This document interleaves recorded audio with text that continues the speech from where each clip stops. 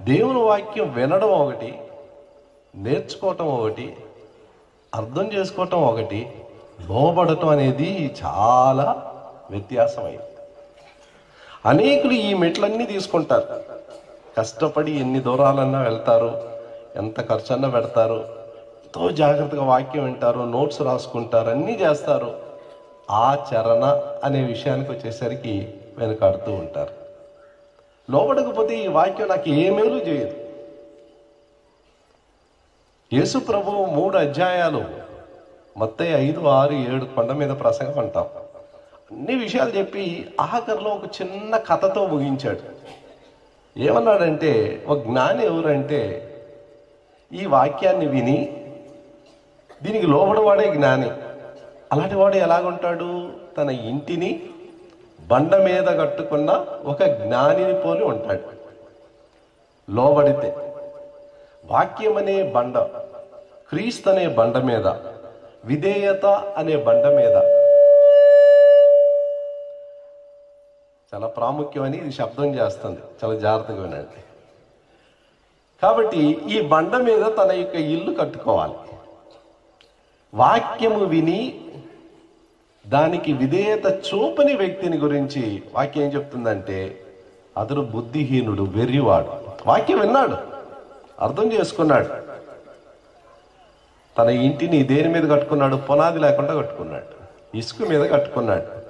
ప్రారంభంలో బాగుంది, ఆకర్షణీయంగా ఉంది, చూడటానికి ఎంత గొప్ప ఇల్లు కట్టుకున్నాడు, ఎంత త్వరగా కట్టుకున్నాడు.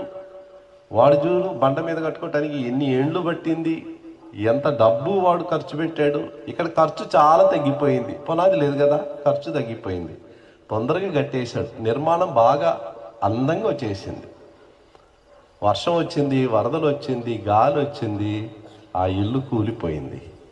క్రైస్తవ జీవితం కూడా ఇలాగే. యేసుప్రభు ఎందుకు ఈ ఉపమానం చెప్పాల్సి వచ్చిందంటే, తన వాక్యాన్ని విన్న అనేకులు ఆ వాక్యాన్ని విన్నారు, అందులో ఆనందించారు, సంతోషించారు, అర్థం చేసుకున్నాము అన్నారు, ఇతరులకు బోధించడానికి కూడా తెగించారు. అయితే దానికి లోబడే విషయంలో వారు వెనుకంజ వేశారు. క్రైస్తవ జీవితంలో మనకు సవాలుకరమైన గొప్ప సంగతి ఏంటంటే, ప్రభువా ఈ యొక్క వాక్యాన్ని నేను వింటున్నాను, నేను లోబడవలసిన రంగాలు, లోబడవలసిన విషయాలు ఏంటి అనే ప్రార్థనతో మనం కూర్చోవాలి. నా జీవితంలో ఎక్కడ లోటు ఉందో ప్రభువా, ఎక్కడ కొరత ఉంది, ఏ విషయాల్లో నేను అర్థం చేసుకొని ఇంకా లోబడకుండా మీకుంటున్నాను. దేవుని వాక్యంలో యాకోబు అంటున్నాడు, తన వాక్యాన్ని విన్నప్పుడు తన స్వభావ ముఖమును, తన యొక్క ముఖాన్ని అద్దంలో చూసుకున్నట్టుంది, చూసుకొని వెళ్ళిపోతున్నాడు. అప్పుడే మర్చిపోతున్నాడు, తన ముఖంలో ఉన్న మరకలు చూశాడు, మురికి చూశాడు. అయితే దాన్ని సరి చేసుకోకుండా వెంటనే వెళ్ళిపోయాడు. అతడు తన్ను తాను మోసపరుచుకుంటున్నాడు. వాక్యం అనేది ఒక అద్దం. ఈ అద్దంలో మన ముఖం ఎలాగుందో కనపడుతుంది. అద్దానికి నా ముఖం ఎలాగుందో అని చూపించే పని మాత్రమే ఉంది, కానీ దాన్ని శుభ్రం చేసే పని దానికి కాదు. దాని కింద నీళ్లు నేను వాడాలి. ఆ నీళ్లు తీసుకొని కడుక్కోవాలి. ఆ నీళ్లు తీసుకొని కడుక్కోకపోతే ఆ అద్దం యొక్క ఉపయోగం లేదు. మరి నీళ్ళే కదా కడిగేది, అద్దం నాకెందుకు అని మనం అడగం. అద్దంలో చూస్తేనే నీళ్ల యొక్క అవసరత మనకు తెలుస్తుంది. అద్దంలో మురికి కనపడితేనే ఓ నాకు నీళ్లు కావాలి, సబ్బు కావాలి, టవల్ కావాలి అని మనం ఆశపడతాం. దేవుని వాక్యం ఒక విధంగా చూస్తే అద్దంగా ఉంది, ఒక విధంగా నీళ్లుగా ఉంది. ఈ అద్దంలో నా ముఖం ఎలాగుంది, నా కొరతలు ఎలాగున్నాయి అది చూడగలుగుతున్నాను. అదే వాక్యం నీళ్లుగా లాగా ఎఫెసీ 5:26లో దీన్ని నీళ్లకు పోల్చి దేవుని వాక్యంలో ఉంది. ఈ యొక్క వాక్యం ద్వారా మనం పరిశుద్ధపరచబడుతున్నాం. యోహాను 15:3 యోహాను 17:17 దేవుని వాక్యం వలన మనం పరిశుద్ధపరచబడుతున్నాం. కాబట్టి ఈ దినాల్లో మనం వినబోయే వాక్యం ఎవరు చెప్పినా, ఏ దైవజనుడు చెప్పినా, పాటల ద్వారా కూడా పాటలు పాడేటప్పుడు వాక్యానుసారమైన సత్యాలు చాలా ఉన్నాయి ఈ పాటల్లో. కాబట్టి చైనా దేశంలో పాటలు పాడేటప్పుడు వాళ్ళు చాలా వింతగా పాడతారు. ఒకసారి వాళ్ళు పాడే రీతి ఒక స్థలంలో నేను చూశాను. వాళ్ళు ఎలా పాడతారంటే ప్రతి లైన్ పాడిన వెంటనే అందరూ ఆమేన్ అంటారు, ఆమేన్ అంటారు. ఇది ఒక పాట వరసలో 4 లైన్లు ఉంటే 4 సార్లు ఆమేన్ ఆమేన్ ఆమేన్ అంటూ ఉంటారు. ఇదేంటి చాలా వింతగా ఉందే అని నాకు చాలా వినోదంగా కనపడింది. వాళ్ళు ఎందుకు ఆ అభ్యాసం చేసుకుంటున్నారంటే, ఒక లైన్ పాడిన తర్వాత ప్రభువా ఇది నా జీవితంలో అవునుగాక, ఇది నా జీవితంలో సత్యం అవునుగాక. రాగం కొరకు పాడలేదు, దాని మాధుర్యం కొరకు పాడలేదు, అందులో ఉన్న అర్థం నా జీవితంలో నేను వ్యక్తిగతం చేసుకోవాలి. అలాంటి దృక్పథంతో మనం పాటలు పాడాలి, అలాంటి దృక్పథంతో వాక్యం వినాలి. ప్రభు ఎప్పుడు కూడా నా హృదయాన్ని ఈ ఒక్క విషయంలోనే పరీక్షిస్తూ ఉంటాడు. నువ్వు ఇంత సత్యం వింటున్నావు, నువ్వు లోబడతావా అనే విషయాన్ని చూస్తూ ఉంటాడు. ఎక్కువ ప్రత్యక్షత కలిగిన వానికి ఎక్కువ బాధ్యత ఉంది. మీకున్న భాగ్యం చాలామందికి లేదు, జ్ఞానులకు లేదు. వాళ్ళకి ఈ వాక్యం యొక్క అమూల్యత తెలియదు. వాళ్ళకి పెద్ద పెద్ద చదువులు చదువుకున్న వాళ్ళు ఉన్నారు, జ్ఞానులు ఉన్నారు, మంత్రులు ఉన్నారు, మన దేశంలో నాయకులు ఉన్నారు. ఈ వాక్యం యొక్క విలువ వారికి తెలియదు. వాళ్ళకి ఏం అర్థం కాదు ఈ బైబిల్ విషయంలో. అయితే మనము లోకరీత్యా పామరులైనప్పటికీ, లోక దృష్టిలో చదువు లేని వారు అనబడినప్పటికీ, ప్రభు మన యొక్క మనోనేత్రాలు వెలిగించిన కారణాన్ని బట్టి ఈ పరిశుద్ధ వాక్యం యొక్క శ్రేష్టత, ఇది దేవుడే పలికిన మాటలు, జీవం కలిగిన మాటలు. ఈ మాటలకు లోబడితే నా జీవితం మారిపోదు. ప్రియ సోదరుడు ప్రార్థన చేసేటప్పుడు చెప్పాడు, నిరాశలో ఉన్నవారు నిరీక్షణలోనికి రావటానికి, దుఃఖంలో ఉన్నవారు ఆనందంలోనికి రావటానికి, కన్నీటితో ఉన్నవారు కన్నీరు తుడచబడి దేవుని కృప చేత సంతోషించటానికి, అపవిత్రతలో ఉన్నవారు పరిశుద్ధపరచబడటానికి ఈ వాక్యాన్ని మీరు వాడుకుంటున్నారు ప్రభువా అని ప్రార్థన చేశారు. అది చాలా సత్యం. ఈ వాక్యాన్ని అన్వయించుకున్నప్పుడు ఇవన్నీ నాలో జరుగుతుంది. నాలో ఉన్న అపవిత్రత పోతుంది, నాలో ఉన్న బలహీనతలు పోతుంది. యేసుక్రీస్తు ప్రభువులో నాకున్న హక్కులు ఏంటో నాకు అర్థమవుతుంది. ఎందుకంటే ఈ బైబిలు ఒక మతాన్ని మనకి చెప్పలేదండి, సిద్ధాంతాలు కూడా మనకు చెప్పలేదు, కథలు కూడా మనకు చెప్పలేదు, చరిత్ర కూడా మనకు చెప్పలేదు. అరే ఇవన్నీ ఉన్నాయి కదా బైబిల్లో అని మీరు అడగచ్చు. ఇవన్నీ ఎందుకు రాయబడి ఉందంటే ఒక వ్యక్తిని పరిచయం చేయటానికి, ఒక్క వ్యక్తిని పరిచయం చేయటానికి ఈ బైబిల్ రాయబడి ఉంది. యోహాను సువార్త 5వ అధ్యాయము 39వ వచనం చదవండి. లేఖనముల యందు మీకు నిత్య జీవము కలదని తలంచుచు వాటిని పరిశోధించుచున్నారు, అవే నన్ను గూర్చి సాక్ష్యం ఇచ్చుచున్నాయి. క్రీస్తును కేంద్రముగా కలిగి ఉన్న పుస్తకమే బైబిల్. క్రీస్తును కేంద్రముగా కలిగి ఉన్న పుస్తకం అంటే ఈ పుస్తకం ఒక వ్యక్తిని పరిచయం చేస్తుంది. రాయబడిన వాక్యము జీవము గల వాక్యమైన యేసునొద్దకు మనల్ని నడిపిస్తుంది. ఆ వ్యక్తిని మీరు కలుసుకోకపోతే ఈ వాక్యం చదివి లాభం లేదు. ఈ వాక్యం చదివేటప్పుడు ప్రభా నీ ముఖ దర్శనం నాకు కావాలి, నువ్వు ఎవరో నేను తెలుసుకోవాలి, నీతో సన్నిహితంగా నేను స్నేహం చేయాలి. హెబ్రీయులకు రాసిన పత్రిక 10వ అధ్యాయం 7వ వచనం. హెబ్రీయులకు రాసిన పత్రిక 10వ అధ్యాయం 7వ వచనం. అప్పుడు నేను గ్రంథపు చుట్టలో నన్ను గూర్చి చూసారా, గ్రంథపు చుట్టలో నన్ను గూర్చి రాయబడి ఉంది. యేసు ప్రభువును గూర్చి రాయబడిన పుస్తకం. అపోస్తలుల కార్యములు 10వ అధ్యాయం 43వ వచనం. అపోస్తలుల కార్యములు 10వ అధ్యాయం 43వ. ఆయన యందు విశ్వాసముంచువాడెవడు వాడు ఆయన నామం మూలముగా పాపక్షమాపణ పొందునని ప్రవక్తలందరూ ఆయనను గూర్చి సాక్ష్యం ఇచ్చుచున్నారు. ప్రవక్తలందరూ ఆయనను గూర్చి సాక్ష్యం ఇచ్చుచున్నారు. లూకా 24వ అధ్యాయం 27వ వచనం. లూకా సువార్త 24వ అధ్యాయం మోషేయు సమస్త ప్రవక్తలను మొదలుకొని లేఖనములన్నిటిలో తన్ను గూర్చిన వచనముల భావమును వాళ్ళకి తెలిపాను. ఆ బైబిల్ స్టడీ మరి ఏం చెప్పాడో బైబిల్లో రాయబడలేదు. అది చాలా ఎంతో సొంపైన ఒక బైబిల్ స్టడీగా ఉండాలి. ఇద్దరు కొరకు ఆయన దేవుని వాక్యాన్ని వాళ్ళకు వివరిస్తూ ఆయన వెళ్ళాడు, తన్ను గురించి చెప్పాడు. కాబట్టి ఒక వ్యక్తిని కలుసుకోవటం ఈ దినాల్లో, ప్రభువా మేము ఈ బోధనలు వినేటప్పుడు మిమ్మల్ని నేను ఎక్కువగా తెలుసుకోవాలి. ఎందుకు ఆయన్ని తెలుసుకోవాలంటే రెండు కారణాల కొరకు, ప్రాముఖ్యంగా రెండు కారణాల కొరకు.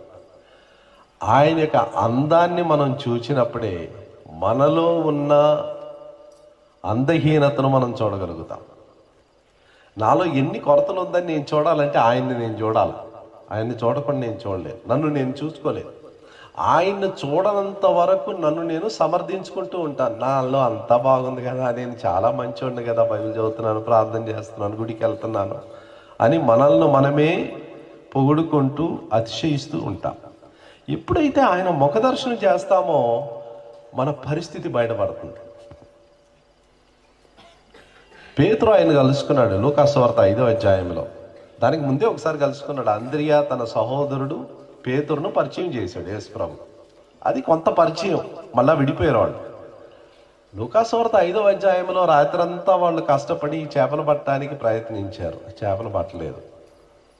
యేసుప్రభు ఆ యొక్క నది తీరమున, ఆ సముద్ర తీరమున వచ్చినప్పుడు ఏలినవాడ అంటున్నాడు. అప్పటికీ ఆయన ఎవరో పూర్తిగా అర్థం కాలేదు. ఆ అద్భుతం జరిగిన తర్వాత ఆయన వల ఎక్కడ ఏమన్నాడో అక్కడ వేసినప్పుడు, చేపలు పట్టబడినప్పుడు తన కళ్ళు తెరిచి ప్రభువా అన్నాడు, ప్రభువా అన్నాడు. అది ఇంకోటి ఏమన్నాడు, నేను పాపిని, నా దగ్గర నుంచి మీరు వెళ్ళిపోండి. మీరు నా దగ్గర ఉండటం మీకు అది గౌరవం కాదు, నేను అపాత్రును, నా దగ్గర మీరు ఉండకూడదు, నాలాంటి అపవిత్రుడి దగ్గర మీరు ఉండకూడదు. యేసుప్రభు ఒక్క మాట మాట్లాడలేదు. నువ్వు అపవిత్రుడు అని చెప్పలేదు, చెప్పాడా? నువ్వు పాపివి అని చెప్పాడా? నీవు అయోగ్యుడు అని చెప్పాడా? చెప్పనక్కర్లేదు. యేసు ప్రభువు యొక్క సౌందర్యాన్ని నేను చూస్తే నా అందహీనతను నేను చూస్తాను, నాలో ఉన్న అపవిత్రతను నేను చూస్తాను. ఇది ఒక్కసారే కాదు, చాలాసార్లు బైబిల్లో జరిగేది. ఆయన ఉన్నట్టుగా నేను చూచినట్లయితే నన్ను నేను చూసుకుంటాను. యెషయా చూస్తున్నాడు, 6వ అధ్యాయంలో చూస్తున్నా. యెషయా 6వ అధ్యాయం 1వ వచనం.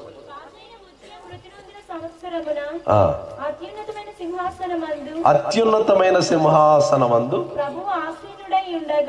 ప్రభువు ఆసీనుడై ఉండగా నేను చూచితిని. ఎవరు ఇది మాట్లాడేది? గొప్ప ప్రవక్త మాట్లాడుతున్నాడు. యెషయా అనే ప్రవక్త మాట్లాడుతున్నాడు. తన స్పందన ఎలాగుందో చూడండి. 5వ వచనం. అయ్యో నేను అపవిత్రమైన పెదవులు గలవాడను, జనుల మధ్యను నివసించువాడను, నేను నశించితిని, రాజును యెహోవాను నేను కన్నులారా చూచితిని. అక్కడ కూడా ఆ సమయంలో ఆ యొక్క పరిస్థితుల్లో ఒక్క మాట అయినా ఆ యొక్క ఆసీనుడై ఉన్న దేవుడు నువ్వు అపవిత్రుడు అని చెప్పలేదు. ఏం చెప్పలేదు. యెషయా గురించి ఒక్క మాట చెప్పలేదు. యెషయాకి దేవుడు ఎంత అందమైన వాడు, పరిశుద్ధమైన వాడు అనేదాన్ని మాత్రం చూపించుకున్నాడు. చూపించుకున్న మాత్రాన తన అపవిత్రతను చూశాడు. ఒక వ్యక్తి తన పాపంలో సుఖంగా ఉన్నాడంటే, ఒక వ్యక్తి తన పాపాన్ని సమర్థించుకుంటున్నాడంటే దానికి గల కారణం ఒకటే, అతడు ఇంకను ప్రభువును కలుసుకోలేదు. మతాన్ని కలుసుకున్నాడు, బైబిల్ని కలుసుకున్నాడు, గుడిని కలుసుకున్నాడు, విశ్వాసులను కలుసుకున్నాడు. ఎవరిని కలుసుకోలేదు? ఇంకా ఆ పరిశుద్ధ దేవుని కలుసుకోలేదు. కలుసుకున్నాడంటే అంత పడిపాపం. నాలాంటి అపవిత్రుడు లేదు, నాలాంటి అయోగ్యుడు లేదు. ఎవరు చెప్పనక్కర్లేదు. అది మనం అడగాలి ఈ దినాల్లో. ప్రభా నువ్వు ఎంత అందమైన వాడో, నీ అందాన్ని నేను చూడాలి ప్రభా. ఒక అందమైన వ్యక్తిలో చూసిన తర్వాత ప్రేమలో పడటం అది కష్టం కాదండి. ఒక అందమైన వ్యక్తిని కానీ, స్త్రీని కానీ, పురుషుని కానీ మీరు చూస్తే ప్రేమలో పడటం అనేది కష్టం కాదు. ఎవరు చెప్పనక్కర్లే ఆ వ్యక్తిని నువ్వు ప్రేమించు అని. ఆ అందాన్ని బట్టి ఆకర్షింపబడతావు. యేసు ప్రభువులో ఉండే అందాన్ని కానీ మనం చూడగలిగితే ఎవరు నాకు చెప్పనక్కర్లే ఆయన ప్రేమించమని, ప్రేమలో పడిపోతాం. 10,000 మందిలో ఆయన, అది నేను కనిపెట్టాలి, మీరు చూడాలి. శత్రువుని యొక్క ఒక పని ఏంటి తెలుసా? ఈ దినాల్లో శత్రువు ఏం చేస్తున్నాడు తెలుసా? అవిశ్వాసులకు కానీ విశ్వాసులకు కానీ ఒక్క పనే చేస్తున్నాడు. 2 కొరింథీ 4వ అధ్యాయం 4వ వచనం. 2 కొరింథీ 4వ అధ్యాయము 4వ వచనం.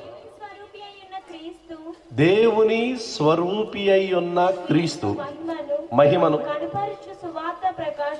కనుపరచు సువార్త ప్రకాశము వారికి ప్రకాశింపకుండు నిమిత్తము ఈ యుగ సంబంధమైన దేవత మనోనేత్రములకు గుడ్డితనం కలుగు చేసినారు. కాబట్టి అవిశ్వాసుల మీద మనం జాలి పడాలి, వారి మీద కోపపడకూడదు. నేను ఎంత చెప్పినా నువ్వు వినటం లేదు, ఎంతసార్లు నీకు సువార్త చెప్తున్నాను, గుడ్డోడిలాగా నువ్వు ఉన్నావు. మనం కోపపడతాం, కోపపడి లాభం లేదు. ఓ గుడ్డోడి దగ్గరికి వెళ్ళి, లోకంలో ఇన్ని రంగులు ఉన్నాయి, ఆకాశం ఇంత అందంగా ఉంది, నక్షత్రాలు ఇంత అందంగా ఉందంటే అతను కోపం వస్తూ ఉంటుంది నువ్వు చెప్పగా. ఎందుకు? అతను చూడలేకపోతున్నావు, నువ్వు చూడగలుగుతున్నావు, అంతే. మనం ప్రార్థించాల్సింది వాక్యం చదివేటప్పుడు, చెప్పేటప్పుడు కానీ, సువార్త చెప్పేటప్పుడు కానీ ఆత్మ కొరకు ఎక్కువ ప్రార్థన చేయాలి. ప్రభువా నా గుడ్డి మనోనేత్రాలు తెరిచిన దేవుడు, ఈయన మనోనేత్రాలు కూడా తెరవండి ప్రభువా. నీ ఏది చూడగలుగుతున్నానో అతను కూడా చూడగలిగేలాగా సహాయం చేయి ప్రభువా అని ప్రార్థన చేయాలి. అతను కానీ చూడగలిగితే, నువ్వు చూడగలిగిన రీతిలో నువ్వు చెప్పనక్కర్లే యేసు ప్రభుని ప్రేమించు అని, ప్రేమలో పడిపోతాడు. యేసు ప్రభువు లాంటి సౌందర్యం కలిగే వ్యక్తి ఈ లోకంలో ఎవరు లేరు, ఏ స్త్రీ కన్నా ఏ పురుషుని కన్నా. కీర్తన 45 2వ వచనం చాలు. నరుల కంటే నీవు అతి సుందరుడు అయినావు, చాలా అందమైన వాడు. ఆయన్ని కానీ నువ్వు ప్రేమిస్తే, నువ్వు వాక్యం చదువు, ప్రార్థన చేయి, వ్యక్తిగతంగా దేవునితో సమయం గడుపుతున్నావు, ఈ ప్రశ్నలు అడగాల్సిన అవసరం లేదు. నీలో ఒక ఆతృత ఉంటుంది. ఎప్పుడు నేను ప్రేమించే యేసు ప్రభు సన్నిధిలో కొంచెం కూర్చుంటే బాగుంటుంది, ఆయన స్వరం ఉంటే బాగుంటుంది. అలాంటి వ్యక్తి మనుషుల నుంచి దూరం అవుతూ ఉంటాడు.